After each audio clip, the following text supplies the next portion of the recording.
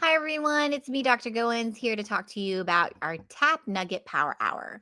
Today, we're going to talk about what does R mean in part, which means respect and responsibility. This is how I intro this section of my book. We live in a productive, fast paced society that isn't always family friendly. Children may have a number of caregivers before entering school, and because of this, they may not know how to act because they're used to acting in different ways depending on who's watching them. They call this code switching. And so when I was training in PDs, when I was a teacher in the public schools, it was something that we had to normalize that kids were normal to code switching. But in the classroom, for management wise, I felt like it created such a problem because by the time they even came to me in kindergarten and first grade, they had a handful of caregivers. And that's just not daycare workers. That's grandma. That's the neighbor across the street. That's auntie. That's, mom's boyfriend, sister's boyfriend, brother's girlfriend, or the friend down the street. So depending on who's been watching the kids, they've learned many different codes of conduct and behavior to act with that person. So in 2016, when I returned to the classroom and I took 4 years off, I learned this: to be successful in the classroom, you have to be clear on what your code of conduct is. When a child is with you have to be super clear, like crystal clear, water clear on what your code of conduct is.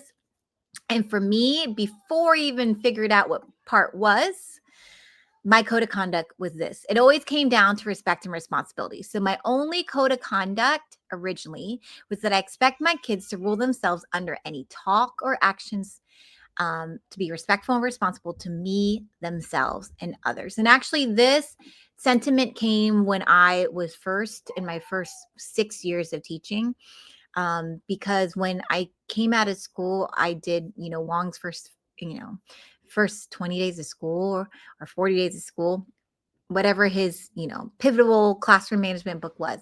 But came down to, respecting yourself, respecting others, and respecting your school environment. But for you to respect others and respect your environment, you actually had to be super responsible with your decision making and the choices that you made. And so after those first 3 years of teaching, I realized, oh, yes, you have to have respect, but responsibility is the only thing where you make respect actually evident in your learning environment. So moving into my next, years of teaching, which is 3 years in South Carolina, where I had I started mid-year in a class that had been left in kindergarten, first, second, and third grade. And this is where my part system came about. So then my code of conduct had to elevate because there were also some other skills that needed sharpening for me to even, provide a respectful and responsible environment. And those things meant like being prepped and ready, organization, so that we could actually do some learning in the environment, attitude awareness, because interpersonal problems were a big issue. Then we can have a relationship, even though we're different, with respect and responsibility, but it requires for us to work as a team. So then teamwork became part of that code of conduct. So with that in mind, I came up with part. Where did part come from? Well, my parents had a big influence on this mentality. Respect and responsibility, especially because my parents started our lives in this country during segregated times. They had little voice in majority of their daily lives.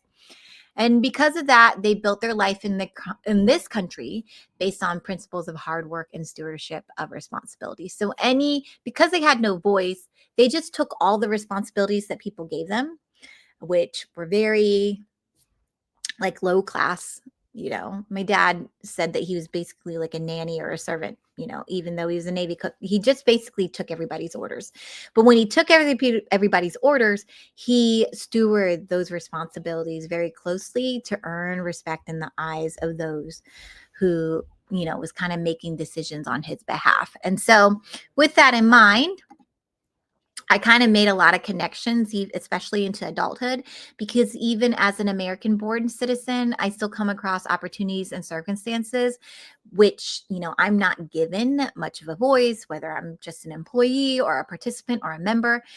I'm not given much of a voice or opinions in policies or procedures, but I'm asked to be respectful of them and respect my leadership and authority. And I'm also, tasked to be responsible for whatever they tell me I need to do. So Responsibility in the end is just a way of life. It's just something that is going to springboard them to a healthy future.